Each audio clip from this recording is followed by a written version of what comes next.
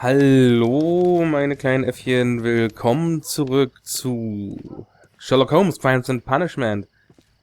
Es geht weiter, wir haben ein paar wichtige Fragen zu stellen. Herr Turner. Herr Turner? Herr Turner! Der Fensterweg. Mr. Turner, how would it be possible for a man of advanced years, such as yourself, to rush from his bed to the window in a matter of seconds, as you have stated? Well, I'm able to move very quickly, despite my age. And when the situation requires it, Mr. Holmes.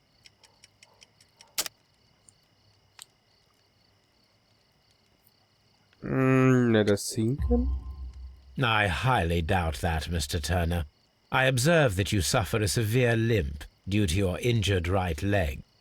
It would have taken at least 10 seconds for you to approach the window. That means you could have easily missed something or someone in Half Moon Street during that time.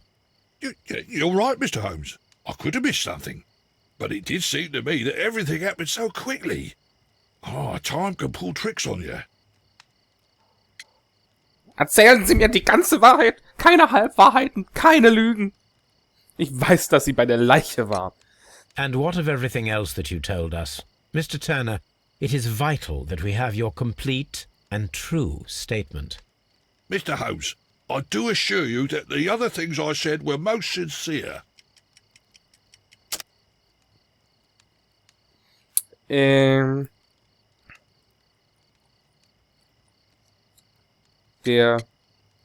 antike Armreif. Mr. Turner, you were not sincere with me. Not then, and not now. But Mr. Holmes... This, Mr. Turner, does not look like anything that a poor man might possess. It is worth more than the home that you live in. I can explain. No, merely correct me if I am wrong. You saw Leighton Chapman through the window. But you also noticed a glittering object on the ground, this precious jewel. You walked down and took the bracelet from the body of Kenneth Butler. And when you heard the whistles, you hurried away.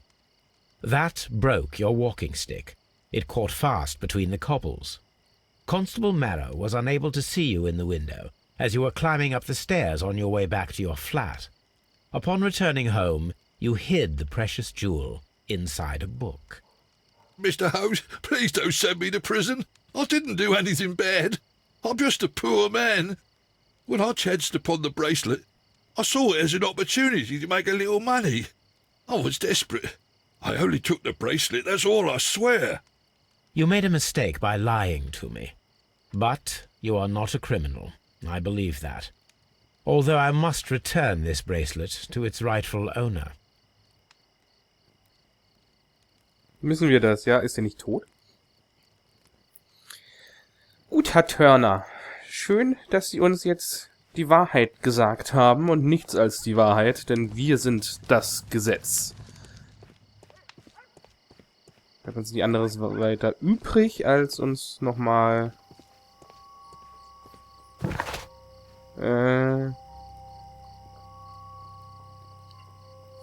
hier steht nichts weiter von wegen hier untersuchen. It would be my pleasure to assist. Gut, ja, danke. Also gehen wir zuerst zur Baker Street, damit wir in unseren Archiven etwas nachgucken können.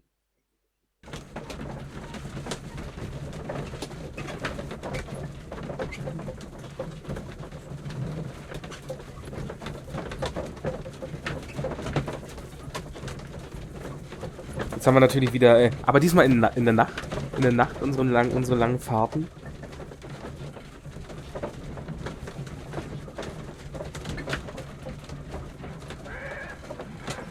Sind wir auch schon angekommen.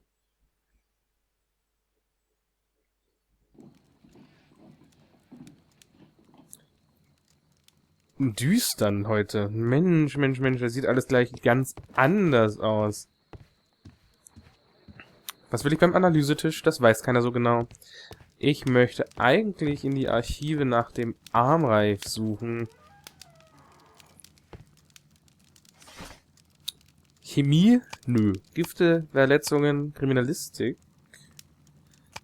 Kampfsport, Zeichen und Symbole vielleicht.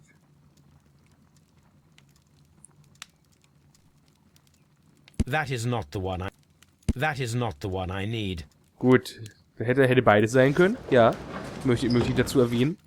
Das glaube ich nicht. Enzyklopädien. Enzyklopädiedelidum. Armitage. Kunst und Architektur, Ökonomie, Technik, Geschichte. Griechische. That is not the one I need. Römische. That is not the one I need.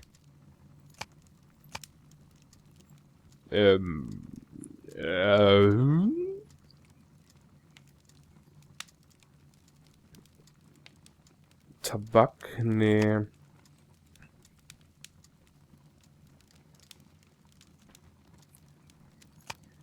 Griechische Geschichte wollte er nicht. Ägyptische Geschichte ist ja auch Quatsch. Technik ist auch Schmarrn. Ökonomie ist auch Schmarrn. Antike Kunst. Britisches Museum für antike Kunst. Ja, natürlich. Sehr schön. Da fehlt noch eine Kette und ein Ring, wie es aussieht. Diese wunderschönen antiken Schmuckstücke sind ein Teil der Sammlung, die als hellenistische Schätze bekannt geworden sind. Auf dem Bild sind 5 Widderköpfe auf Armreif, Halskette und Ring zu sehen. Alles aus purem Gold? Cool. Da hätte der wirklich sich eine goldene Nase dran verdienen können. Ah! Die 5 Widder von Mytilini sind seit 1885 verschwunden. Here it is. Interessant.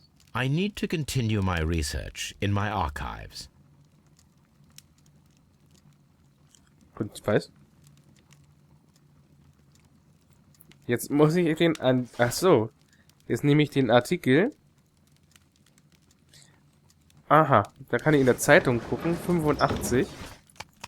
Nein, 85. Hellenistische Schätze gestohlen. Ja, ja, ja und ja. The Strand. Ein heimtückischer Diebstahl.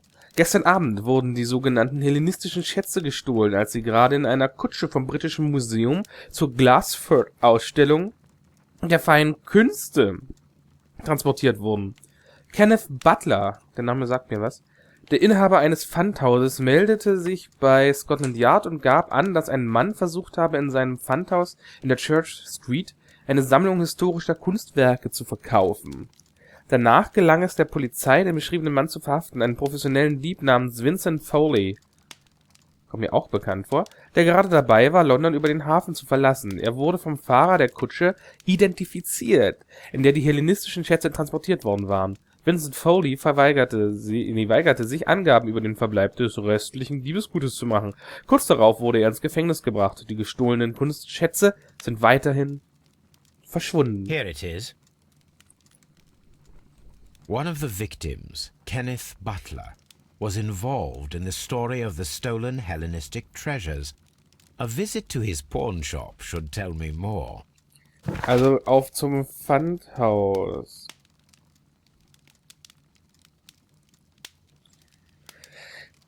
Wollen wir das zuerst machen? Wir haben ja seine Schlüssel. Oder wollen wir zuerst zu Scotland Yard die Aussage des Jungen aufnehmen? Ja, das Pfandhaus hat damit nicht mehr so viel zu tun. Wir gehen erst zu Scotland Yard und werden uns mal hier von dem Jungen ein paar Sätze erzählen lassen. Lange verschwundene Kunstwerke, 2 Opfer. Übereinstimmende Aussagen. Unterschiedliche Schlüsse. Unterschiedliche Schlüsse. Okay. Scotland Yard, wir kommen. Wir sind auch schon da. Das ging schnell. So möchte ich meine Kutschfahrten haben. Ja? So muss das sein. Und Mr. nicht anders. Holmes, whatever brings you here so late at night? I'm interested in the case of young Leighton Chapman. He was arrested earlier this evening and accused of a double murder. I beg your pardon? That case is quite clear to the police. Or are there any new facts that we don't know about? Who knows, Inspector? Look, you are free to investigate, of course, Mr. Holmes. Chapman was arrested with a revolver in his possession, which you can find in the evidence room. The suspect himself is in custody. Did you find anything else on his person?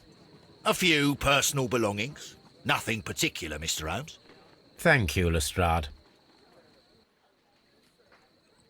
Nichts Wichtiges. Wahrscheinlich nur die Lösung des Falles. Schauen wir uns gleich mal an, was er... Nee, ich würde zuerst gerne hier. His personal belongings. Fangen wir... Oh. These cigarettes are filled with cheap tobacco. Nothing interesting. A cheap watch, bought with his own money, no doubt. So this is the gun that Leighton was holding when he was caught by the police. It is a Webley revolver, a reliable weapon. Ich nehme an, sogar teuer. It seems as though the shells were not removed from the cylinder. Mhm. Da sieht es... Da ist der Schuss. Nee?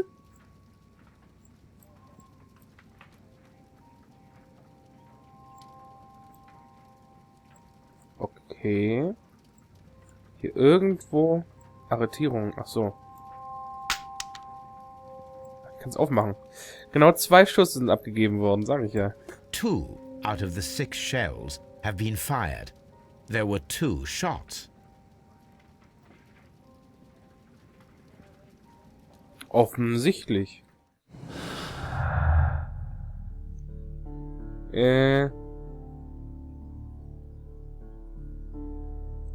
Wo ist denn jetzt? Bin ich doof? Leitens Revolver, 2 Opfer. Was interessant ist, 2 Schüsse, 2 Opfer? Doppelmord. Kenneth Butler und Brian Vercotti sind Opfer eines Doppelmords geworden, der von einem einzigen Täter begangen wurde. Das ist momentan die Ansage? Nee, Annahme.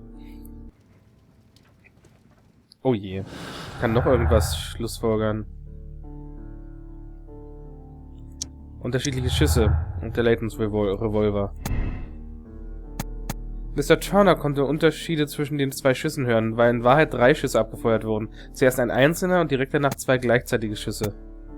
Schussposition. Mr. Turner konnte Unterschiede zwischen den Schüssen hören, weil diese an verschiedenen Punkten der Half Moon Street abgegeben wurden.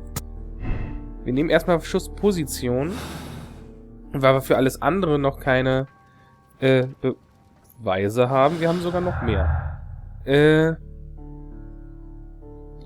Keine Beute, Leightons Revolver. 2 Opfer. Lange verschwunden. Übereinstimmend. Leightons Revolver, 2 Opfer. Übereinstimmende Aussagen. Ha.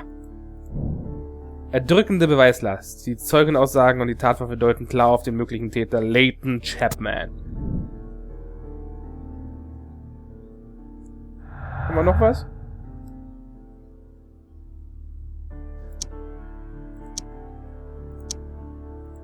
Genau, das kennen wir alle schon. Haben wir alle schon durchprobiert in unserer Verzweiflung, aber das ist es ja nicht. Bitte, bitte. Was kann ich denn noch bei B?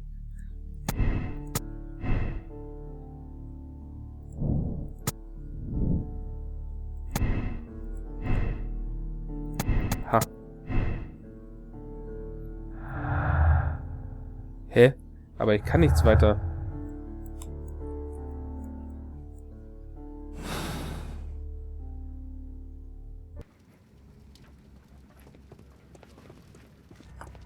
Das funktioniert so nicht. Was wollt ihr von mir? Ich will den Jungen befragen. Ja, dich doch nicht. Please escort this suspect for interrogation. Interrogation. Das sagt er so schön. Good evening, Mr. Chapman. Who are you? I've got nothing to say. It's all a mistake.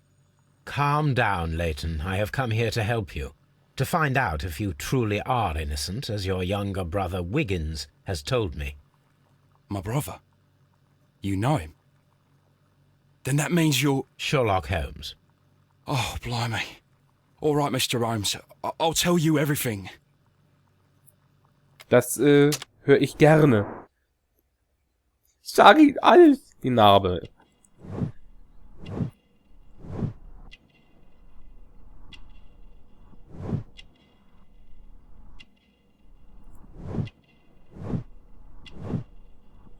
Ein Hitzkopf. Auf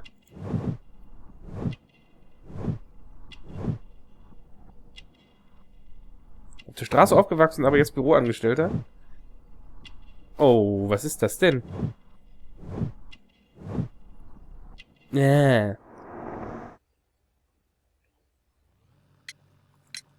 Good. Tell me your account of what happened. I left my work, and I hurried up to see the fireworks in Whitechapel. I was late, so I decided to cut through Half Moon Street. I saw the first fireworks light up in the sky. I bumped into a constable on a corner before entering Half Moon. Then suddenly, what with all the firework flare, I saw two men. They were both lying flat in the middle of the street. I stopped where I was. I thought about turning back to the police, but as I was thinking of that, I saw a third person. He was leaning over the body that was furthest from me. The second I saw him, he raised his head, and he stared at me. In a flash, I saw his gun, but he made a dash for it instead, and he escaped through Whitechapel Street.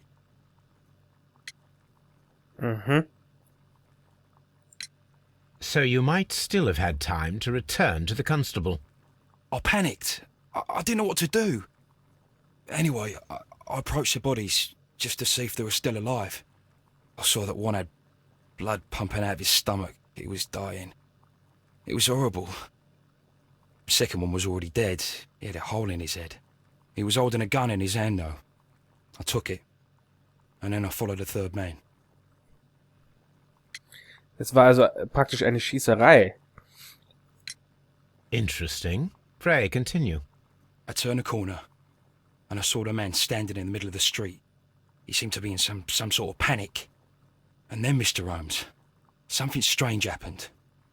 I told the police and they laughed at what I said, but I swear to you, my words are true. I started running towards him. But then I was blinded by a flash. It was so bright that I hardly saw anything for a good dozen seconds. But I kept running forward. As I arrived in Whitechapel, I heard a woman screaming. And then I was caught by the police. But there wasn't a trace of that man. Of course, then they found a gun and all that blood. I couldn't see the murderer escaping and all that mess. Perhaps I was still half-blinded at that moment. A thrilling account, my young man. Der dritte Mann. Leighton, are you able to describe the person whom you saw standing in Half Moon Street? Well, I wasn't able to see his face at all. It was too dark, and he was too far away. I could see his silhouette. And what about that? Nothing so special. He was wearing a jacket. He was quite average in size and his weight. I see. Was there anything else that struck you at the time? No. But perhaps it's strange, but I can't remember the sound of his footsteps as he was running away. Perhaps it was because of the fireworks or the surprise of me seeing him. Leighton, I confess I am puzzled. Why should a young lad like you take a gun from the hands of a dead man and set off in pursuit of a probable killer? I know. I keep wondering that, but at the time it was like a reflex. A criminal ought to be arrested, and he was armed. You were willing to risk your life. That was a little foolish, unless you wanted revenge. No, Mr. Holmes. I was just being brave and stupid.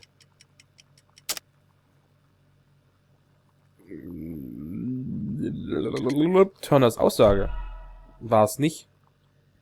No, Mr. Holmes. I was just being brave and stupid.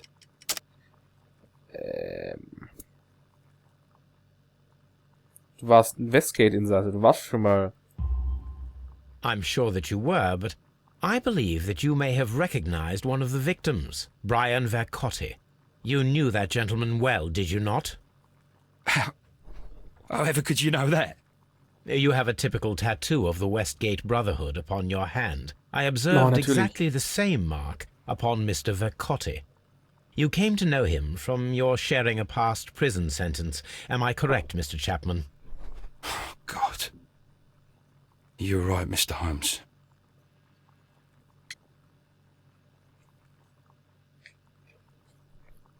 Also, sie würde noch richtig gut in so ein Senfgelb aussehen. Aber so, gut.